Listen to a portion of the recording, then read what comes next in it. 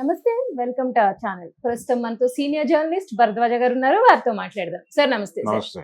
Sir party ఫిరాయించిన BRS ఎమ్మెల్యేలకు assembly కార్యదర్శి నోటీసులు ఇచ్చారు కదా సార్, అసలు ఈ ఇష్యూని ఎలా చూడాలి సార్? అంటే అధికారంలో ఉన్న పార్టీలోకి అధికారం కోల్పోయిన పార్టీ తాలూకా ప్రజాప్రతినిధులు ట్రావెల్ అవ్వటం అనేది ఒక సహజ పరిణామంగా నడుస్తోంది. అయితే పార్టీ ఫిరాయింపుల నిరోధక చట్టం అని చెప్పి ఒక చట్టం చేసుకున్నాం మనం. Okay sir. అంటే ఇది ప్రారంభంలో లేదు. నిజానికి గతంలో పార్టీ ఫిరాయింపులు అనేవి చాలా ఈజీగా నల్లేరు మీద బండి నడకలాగా జరిగిపోయాయి. అంటే తమ పార్టీ అధికారంలోకి రానప్పుడు తాను ఎమ్మెల్యేగా ప్రాతినిధ్యం వహిస్తున్నటువంటి నియోజకవర్గ ప్రజల కోరికలు తీర్చడం కోసం తాము పార్టీ మారుతున్నట్టుగా వీళ్ళు ప్రకటించేవాళ్ళు. అంటే ప్రతిపక్షంలో ఉండి ప్రభుత్వాన్ని అడిగితే పనులు జరగవు కాబట్టి ప్రజలకు తాము ఇచ్చిన హామీలు నెరవేర్చడం కోసం అధికార పార్టీలో చేరుతున్నామని ఒక పేపర్ ప్రకటన ఇచ్చి వెళ్ళిపోయి చేరిపోయేవాళ్ళు. ఇది ప్రొసీజర్గా జరుగుతున్నటువంటి సందర్భంలో దీని మీద దేశవ్యాప్తంగా విపరీతమైన నిరసన మొదలైంది. చాలా సందర్భాల్లో ఎమ్మెల్యేలను ఆపరేషన్ ఆకర్షణ అనే పేరుతో ఎమ్మెల్యేలని ఆకట్టుకుని వాళ్ళని కొనేసి కొనుగోలు చేసి కూడా ప్రభుత్వాలను పడగొట్టి ప్రత్యామ్నాయ ప్రభుత్వాలను ఏర్పాటు చేసినటువంటి సందర్భాలు కూడా మనం చూసాం. ఉదాహరణకు ఆంధ్రప్రదేశ్ చరిత్రలో, ఉమ్మడి ఆంధ్రప్రదేశ్ చరిత్రలో నాదెండ్ల భాస్కరరావు గారు చేశాడు అది. తర్వాత దశలో చంద్రబాబు గారు చేశారు. వాళ్ళిద్దరూ కూడా రామారావు గారి ప్రభుత్వాలను కోల్చడానికి ఎమ్మెల్యేలని తమ వైపుగా అట్రాక్ట్ చేసుకున్నటువంటి సందర్భం మ్యాసివ్ స్కేల్లో కనిపిస్తుంది. ఇలాగే జరుగుతాయి, ఇలాగే జరిగేవి. వీటిని నిరోధించడానికి ఈ పార్టీ ఫిరాయింపుల నిరోధక చట్టం అనే దాన్ని తీసుకొచ్చారు.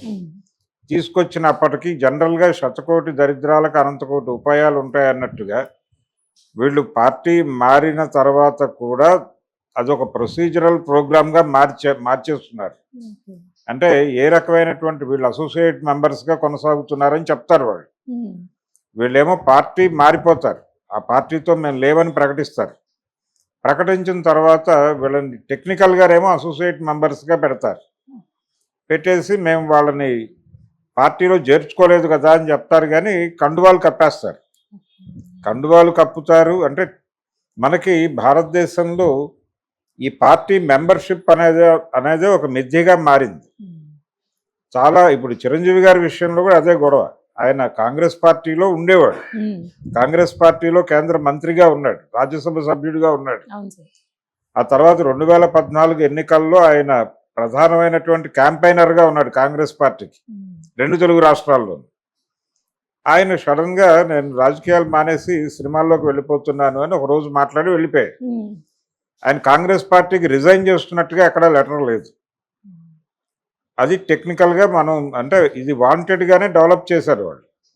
అంటే వెళ్ళిపోయే వాళ్ళు రెసిగ్నేషన్ చేయరు, అలాగే వచ్చేవాళ్ళు సభ్యత్వం నమోదు అవుతుందో లేదో దాని మీద ప్రాపర్ ఇది ఉండదు.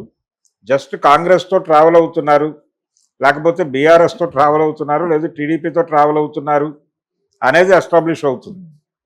అయితే వీళ్ళని కోల్పోయినటువంటి పార్టీలు ఉంటాయి కదా, ఇప్పుడు బీఆర్ఎస్ ఎమ్మెల్యేలు 10 మంది ఇటువైపు వచ్చేసారు కాంగ్రెస్ పార్టీ. ఈ రావటం మీద వాళ్ళు కోర్టుని అప్రోచ్ అయ్యారు, హైకోర్టులో కేసేశారు. హైకోర్టు 4 నెలల్లో క్లారిఫికేషన్ కావాలని అడిగింది. ఈ 4 నెలల్లో ఏమీ జరగలేదు. జరగకపోయేసరికి వీళ్ళు సుప్రీంకోర్టుకి వెళ్ళారు. సుప్రీంకోర్టు కూడా సీరియస్గానే దీని మీద ఒక క్లారిఫికేషన్ ఇవ్వమని చెప్పి అసెంబ్లీ స్పీకర్ని ఆదేశించింది. ఆల్రెడీ బీఆర్ఎస్ వాళ్ళు కూడా అసెంబ్లీ స్పీకర్కి ఒక నోటీస్ సర్వ్ చేసి ఉన్నారు. ఏంటి పరిస్థితి, పార్టీ ఫిరాయింపుల నిరోధక చట్టాన్ని ఉల్లంఘించి వీళ్ళందరూ మీ పార్టీలో చేరారు, కాంగ్రెస్ పార్టీలో చేరారు కాబట్టి వీళ్ళ మీద చర్యలు తీసుకొని వీళ్ళని అనర్హులుగా ప్రకటించి తిరిగి బై ఎలక్షన్ జరపాలి 10 నియోజకవర్గాల్లో అనేది డిమాండ్. కానీ ఇప్పుడు నోటీసులు ఇచ్చారు. ఏమనిచ్చారు? అసెంబ్లీ కార్యదర్శి ఇచ్చిన నోటీసులో ఏముందంటే, మీరు రాతపూర్వకమైనటువంటి వివరణ ఇవ్వండి అని అడిగారు వాళ్ళు. కోర్టుగా ఈ వివరణలు పంపిస్తారు. ఆ వివరణల్లో వాళ్ళు చాలా స్పష్టంగా మేము టెక్నికల్గా మెంబర్షిప్ తీసుకోలేదు, అసోసియేట్ మెంబర్స్గా కొనసాగుతున్నాం అని చెప్తారు. అంటే రాజకీయంగా మేము ఏ పార్టీ నుంచి గెలిచామో ఆ పార్టీ మీద మాకున్నటువంటి అభిప్రాయాలు మారినాయి ఒకటి. రెండోది పాత పాటే.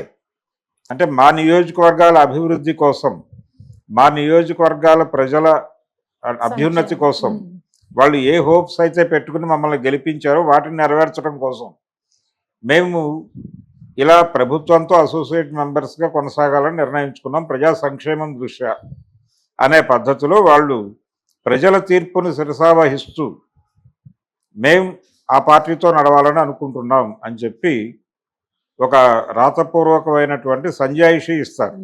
ఈ సంజాయిషి యాక్సెప్ట్ చేస్తుంది అసెంబ్లీ. యాక్సెప్ట్ చేసిన తర్వాత అసెంబ్లీ యాక్సెప్టెడ్. రెండోది వీళ్ళు అసోసియేట్ మెంబర్స్, వీళ్ళకి అధికారికమైనటువంటి పార్టీ సభ్యత్వాలు పాడు ఉండవు కాబట్టి ఈ కేసును కొట్టేస్తుంది కోర్టు. వీళ్ళెవరు అంటే ఇప్పటి వరకు పార్టీ ఫిరాయింపుల నిరోధక చట్టం వచ్చిన తర్వాత అనేక సందర్భాల్లో ఎమ్మెల్యేలు పార్టీలు మారినప్పటికీ ఏ రోజున కూడా ఎవరి మీద అనర్హత వేటు వేసి బై ఎలక్షన్స్కి వెళ్ళిన చరిత్ర లేదు మనకి. అంటే వైఎస్ రాజశేఖర రెడ్డి గారు ముఖ్యమంత్రిగా ఉండగా దాదాపు 7 టీఆర్ఎస్, అప్పుడు బీఆర్ఎస్ కాదు, అప్పుడు టీఆర్ఎస్ ఎమ్మెల్యేలని 7 ఆయన అట్రాక్ట్ చేశాడు ఆపరేషన్ ఆకర్షణ అనే పేరుతో. టీడీపీ నుంచి చాలామంది ఎమ్మెల్యేలను అట్రాక్ట్ చేశాడు. వాళ్ళందరికీ రకరకాల చోట్ల ఫెసిలిటేట్ చేశాడు. ఇప్పుడు బీఆర్ఎస్ గొడవ ఏంటి? కడియం శ్రీహరిని అనర్హుడిగా ప్రకటించాలి, దానం నాగేందర్ని అనర్హుడిగా ప్రకటించాలి. ఇలా వాళ్ళ దగ్గర ఒక కీలకమైన జాబితా ఉంది. అంటే గతంలో బీఆర్ఎస్లో క్రియాశీలకంగా వ్యవహరించిన చాలామంది నాయకులు వెళ్ళిపోయి టక్మని అక్కడ చేరిపోయారు కాంగ్రెస్ పార్టీ. ఇది పార్టీ క్రెడిబిలిటీకి కూడా ఇబ్బంది అనేది. ఈ ఫైట్ ఆ రోజు నుంచి చేస్తోంది టీఆర్ఎస్. ఆ రోజున వైఎస్ రాజశేఖర రెడ్డి గారు 7 ఎమ్మెల్యేలను తీసుకున్నాడు. దాని మీద రోజువారీ చర్చలు జరిగేవి. అంటే వీక్లీ ఒకసారి ఆ కమిటీ సమావేశం అయ్యేది. వీళ్ళు వెళ్ళేవాళ్ళు, కొంతమంది వెళ్ళేవాళ్ళు, కొంతమంది వెళ్ళేవాళ్ళు కాదు. అసెంబ్లీ కాల పరిమితి పూర్తయ్యే వరకు ఈ కేసు నడుస్తుంది. అదే జరిగింది అప్పుడు కూడా. తర్వాత బీఆర్ఎస్ అధికారంలో ఉన్నటువంటి 10 ఏళ్లలో కూడా కాంగ్రెస్ పార్టీ నుంచి చాలామంది వెళ్ళి చేరారు అందులో.